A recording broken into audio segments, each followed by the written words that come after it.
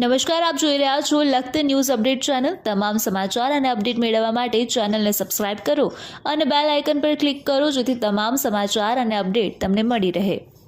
ભારત માતા કી જય।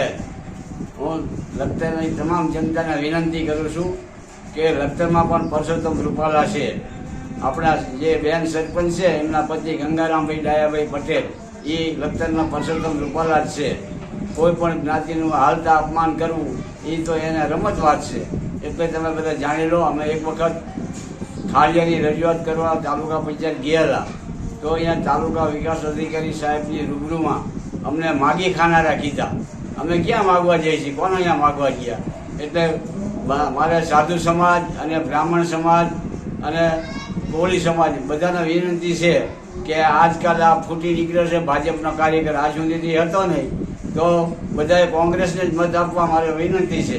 આ પરસોત્તમ રૂપાલાને ખબર પાડી દો તમે કે આ લખતરની દરેક પેટીઓ કોંગ્રેસના મતથી છલકાઈ જવી જોઈએ। અસ્તુ, ભારત માતા કી જય।